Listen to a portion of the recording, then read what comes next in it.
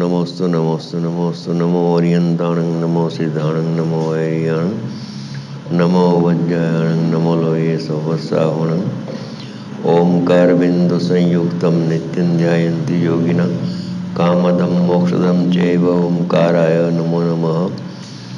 मंगलम भगवान वीरो मंगलम गौतमो गणि मंगलम कुंद कुंदार्यो जन धर्मोस्तु मंगलम सर्वमंगल मांगल्यम सर्वकल्याणकारकम प्रधानम सर्वधर्माणां जैनम जतु शासनम नमः समयिसाराय स्वानुभूत्या चकाशते चित्स्वभावाय भावाय सर्वभावान्तर्चिते।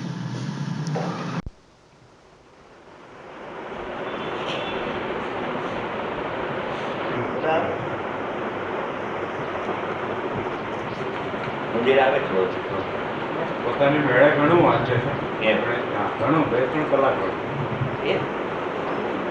ચમનભાઈ પંડિત પાસે તો ખૂબ અભ્યાસ કર્યો, પણ પોતાની મેળે પણ આ દર્શન જોતા ત્યારે સાથે વચ્ચે ટાઈમ મળે તો વાંચવા, પણ માર્ગદર્શનની ઘણી જરૂર પડે. એટલે હમણાં આપણે આ સ્ટીકર બનાવ્યા છે, એ સ્ટીકર ઉપર થોડું વિવેચન કરવું છે. તમે વાત કરી કે શાસ્ત્રનો મળ શાસ્ત્રમાં નથી, જ્ઞાનીના હૃદયમાં રહેવાનો છે. એટલે ગુરુ ગમે એનો સહેલાઈથી ઉકેલ આવી શકે છે. એટલા શાસ્ત્ર વાંચ્યા કરે તો શાસ્ત્ર વાંચતા કોકને ગુરુના સંસ્કાર હોય, વર્તમાનની જોડીતા હોય તો શાસ્ત્રથી પણ સંવેદન થઈ શકે, ન થાય એમ નથી. પણ એ જીવ કોક ગુરુદેવ જેવો વગર ગુરુએ પ્રાપ્ત એને કહી ગુરુનો કાકાઓ એ તો રેર કેસ કહેવાય, અપવાદ કહેવાય. બાકી જનરલ નેશનલ લબ્ધિ જેમાં એનું પાર પડે છે. એટલે જ્ઞાનીની હૃદય જેવું હોય એ વાણીમાં આવી જાય છે, પકડનારો પકડે છે, બાકી વાણી પણ વહી જાય છે. આપણે મેં તો જોયું 45 વાણી પણ વહી જાય. હવે જાય કે આવું ગુરુદેવ કહી ગયા હતા, હવે કે છે મારી કરતા કે આત્મા પદે જાણતો નથી. ગુરુદેવે તો 66 સાલમાં કહ્યું, 68માં કહ્યું. એટલું તમે સુરગઢ ના કીધી, મેં સાંભળ્યું છે પણ આ ખ્યાલ નથી આવતો. ગુરુ ના સાંભળે બરાબર એમ થયું ને.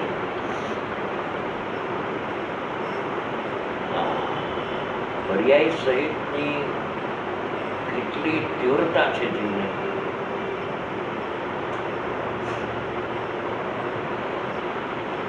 ખરેખર તો આગળનો સાર એ છે, આ સ્ટીકર બહાર પાડ્યું છે, પુરુષાર્થ સિદ્ધિ ઉપાય છે, અમરચંદ્ર આચાર્ય એની 14 નંબરની ગાથા છે.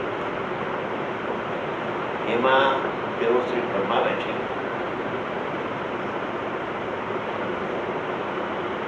આગળ આ સંસારનું મૂળ કારણ બતાવીએ છીએ.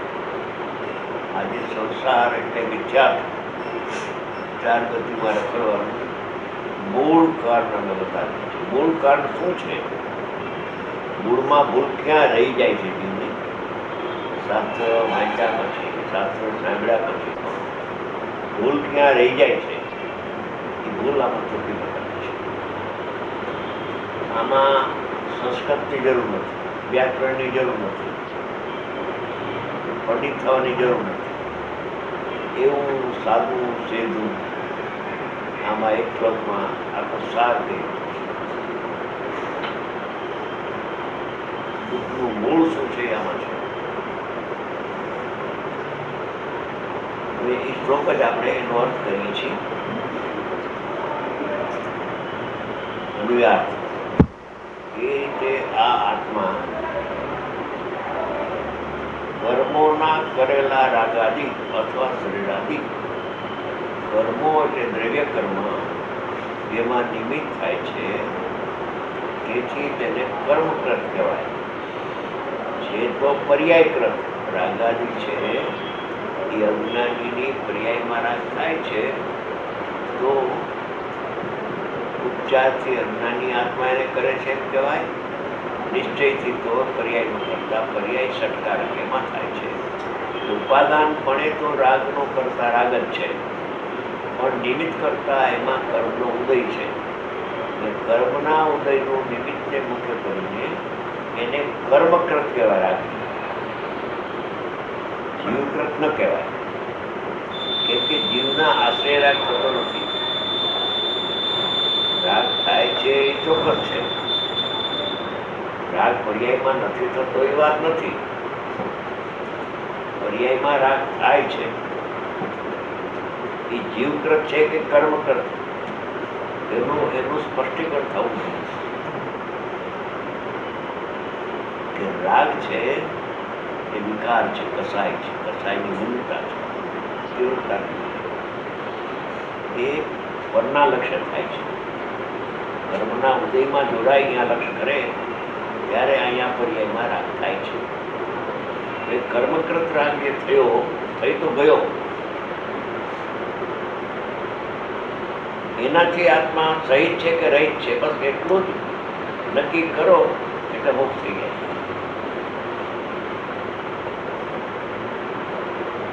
આટલું જ છે,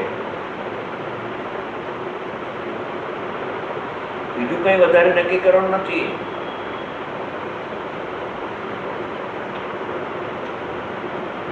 મકાન, ધન, ધાન્ય એ તો આત્માની દ્રવ્યમય નહીં, ગુણમય નહીં, પર્યાયમય નહીં, એટલે એ તો ભિન્ન જ છે. એટલે એનાથી તો આત્મા સહિત છે નહીં. જો શરીરથી સહિત માનો ઘણીવાર, તો જ્યારે આયુષ પૂરું થાય ત્યારે શરીર અહીં રહી જાય છે અને આત્મા ચાલ્યો જાય છે. શરીરથી સહિત આત્મા હોય તો જ્યાં આત્મા જાય એ શરીરને સાથે જવું જોઈએ. શરીર સાથે જાય છે. આપણા મોટા બાને વળાયેલા શરીર તો મોટા બાન રહી ગયું ને. મોદી સાહેબ જેવા દીકરા તો પણ શરીર અહીં રહી ગયું ને આત્મા વહી ગયો. એટલે કહેવાનો આશય એ છે કે શરીર આદિ પર પદાર્થથી તો રહિત જ છે. ત્યાં સુધી તો એ હજી આવી શકે છે, ત્યાં સુધી વિચાર દશામાં તો આવે કે મારાથી રહિત છે માટે એ મારું ન હોય. હવે આવો અંદરમાં કે રાગ દ્વેષ સુખ-દુઃખના પરિણામ તો જીવમાં થાય છે, એટલે જીવથી સહિત અનન્ય પરિણામ છે. પાછું પ્રવૃત્તિમાં આવે અનન્ય પરિણામ. જ્યારે અશુભ ભાવે પરણમે ત્યારે શુભ ચિંતનમય, શુભ ભાવે પરણમે તો શુભ ચિંતનમય, અને શુદ્ધ રૂપે પરણમે તો શુદ્ધ ચિંતનમય. એમ આવે વ્યવહાર એના કથનો આવે. રાગ દ્વેષ સુખ આત્મા સહિત છે એ આવે કથન. હવે જે આત્માને છે જ્ઞાનથી સહિત અને માને છે, રાગ દ્વેષથી સહિત માને છે, એ સંસારનું મૂલ્ય છે. રાગ રહી જાય ને રહિતનું શ્રદ્ધાન થઈ જાય. રાગનો અભાવ નથી કરવો આપણે. રાગથી મારો આત્મા સહિત છે એવું જે અજ્ઞાન મિથ્યાત્વ ભાવ, એનો મિથ્યાત્વ ભાવનો ત્યાગ થાય છે, રાગનો ત્યાગ નથી થતો. રાગ તો પલટો ખાય છે, અનંતાનું વધી જાય, નફરત ત્યાં ક્યાંક રહી જાય. સમ્યક દ્રષ્ટિની પણ રાગ હોય, પણ એનો આત્મા મારો આત્મા રાગથી સહિત છે એવું એને લાગતું નથી. રહિત જ છે, નાદિ અનંત. રાગથી રહિત હોવા છતાં પણ આચાર્ય ભગવાન અસંયુક્ત, એટલે રાગથી નાયક ભાવ પરમાત્મા કરતો રહિત હોવા છતાં પણ રહિતપણે રહેવું એ તો એનો સ્વભાવ છે. રાગ આત્માથી સહિત થાય એવો એનો સ્વભાવ જ નથી. દુઃખથી આત્મા સહિત થાય અને દુઃખને ભોગવે એવો તો આત્મા છે જ નહીં. ગોત્યવાદ બ્રહ્માંડમાં મને બતાવો કે આ આત્મા રાગથી સહિત દુઃખથી સહિત છે. કોઈ આત્મા તમને મળશે નહીં. એ માને એથી સહિત થઈ ગયો. એ માને કે રાગથી હું સહિત છું. રાગથી સહિત થાય તો જડ થઈ જાય. રાગથી રહિત રહ્યો હોવા છતાં પણ રાગાદિથી મારો આત્મા સહિત છે. એ ભવબીજ, ભવનું બીજ છે, દુઃખનું કારણ મિથ્યા. હવે આટલો અભ્યાસ ન થાય, રાગથી સહિત છું કે રહી છું એટલે બીજું કાંઈ નહીં. બીજું કાંઈ ના કરવાનું, એટલું જ કરવાનું છે વેદના.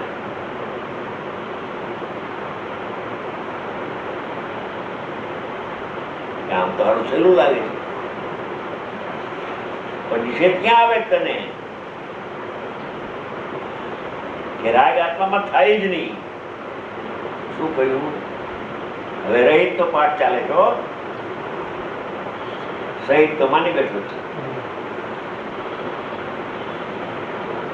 આત્મામાં, જીવ તત્વમાં, નાયક તત્વમાં, પરમાત્મા તત્વમાં રાગ થતો નથી, થયો નથી ને થવાનો નથી. ત્રિકાળી દ્રવ્યમાં રાગ ક્યાં છે? એ તો જ્ઞાન પૂર્તિ, આનંદ પૂર્તિ સહિત છે, રાગથી રહિત છે.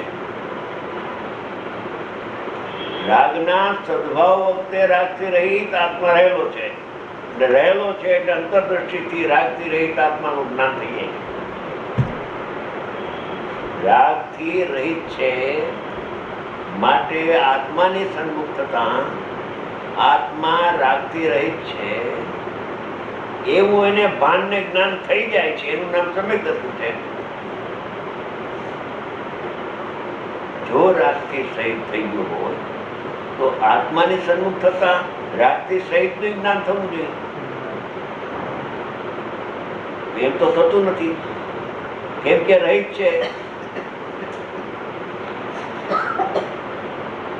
આ ભેદ જ્ઞાન છે. આ સોગાની એક જ્ઞાન ભિન્ન રાગ ભિન્ન. આ જ્ઞાન ભિન્ન ને જ્ઞાન એટલે આત્મા નાયક ભિન્ન છે ને રાગ ભિન્ન છે. એટલામાં તમે દર્શન છે એ આખી છે. રહિત હોવા છતાં હવે તારી મોટર ને બગલા ને પુત્ર પુત્રી તો ક્યાંય ના ક્યાંય રહિત જ છે. એ તો જીવની પર્યાયમાં નથી. આ તો જીવની પર્યાયમાં છે. રાગ જયારે થાય છે, રાગ પર્યાયમાં, ત્યારે એ પર્યાયથી, રાગની પર્યાયથી ભગવાન આત્મા રહિત છે. એટલે શ્રોતા કર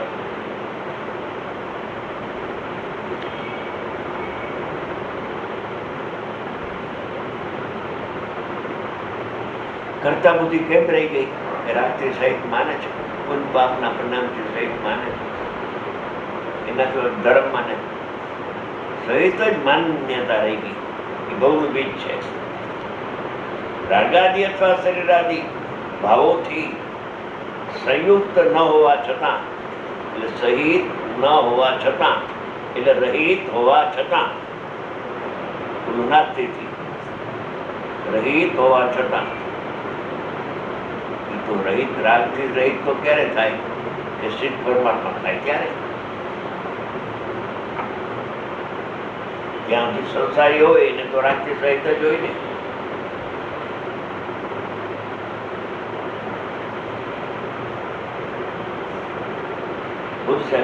સંસારમાં બેઠો છે, ખાવાનો રાગ, પીવાનો રાગ, પહેરવાનો, ઓઢવાનો, દેવું શાસ્ત્રની ભગવાનની પૂજાનો, ભક્તિનો રાગ, આ જ્યોતના પેટ બેઠા છે. સંસારી જીવને તો રાગ હોય જ ને, આત્મામાં જ થાય ને. ક્યાં થાય? આત્માની બહાર થાય? પીઠમાં થતો હોય તો રાગ. જ્યાં સુધી રાગ આત્મામાં થાય છે, એવો આત્મા દેખાય છે, ત્યાં સુધી અજ્ઞાની વિચાર દ્રષ્ટિ પાપી છે. બરાબર છે? આમાં તો કોઈ ના પાડી શકે એમ નથી ને. આ તો અમૃતચંદ્ર આચાર્યનું અમૃત છે.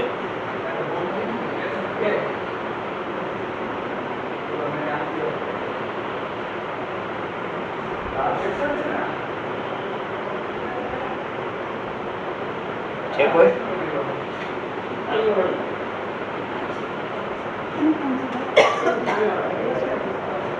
રાગની પર્યાયથી આત્મા ત્રણેકર રહિત છે. રાગનો અભાવ થાય ત્યારે રાગથી રહિત કહેવાય એમ નથી. ચિત્ત પરમાત્મા થાય ત્યારે તો રાગથી રહિત બરાબર છે. હવે સંસારમાં મિથ્યાત્વનો પર્યાય છે રાગ. એ મિથ્યાત્વના પરિણામથી ભગવાન આત્મા રહિત છે અત્યારે. એ જો રહિત માને ને જ્ઞાન ગુણથી સહિત માને તો સમૃદ્ધ થઈ જાય. મિથ્યાત્વના પરિણામથી રહિત છે અત્યારે. મિથ્યાત્વના પરિણામ તો જીવમાં થાય છે. થાય છે ત્યાં સુધી તો સહિત જ હોય ને. પણ ક્યાં થાય છે? જીવમાં થાય છે કે જીવની બહાર થાય છે, પાડોશમાં? સાવ સીધી સાચી વાત છે, ગળે ઉતરતી નથી. આમાં છે એનો વિસ્તાર ચાલે છે. ખૂબ ભણ્યો, વિજ્ઞાન ભણ્યો, પણ રાગથી સહિત માની રહી. વાંચનમાં આવ્યું કે નાયક ભાવ પ્રમત્તા પ્રવૃત્તિ રહી છે. વાંચી લીધું, એને વાંચી લીધું એમ, પણ એને કહ્યું એમ માન્યું નહીં. રહી છે પ્રમત્તા પ્રવૃત્તિ રહી છે કે નહીં, એમાં રાગ આવ્યો કે નહીં? અરે કેવળ જ્ઞાન આવી ગયું તો રાગ તો ક્યાં આવ્યો? પછી કેવળ જ્ઞાનની પર્યાયમાં કેવળ જ્ઞાન થાય છે. આત્મામાં કેવળ જ્ઞાન ન થાય. આત્માની બાજુમાં સંયોગમાં થાય. સ્વભાવમાં કેવળ જ્ઞાન ન થાય.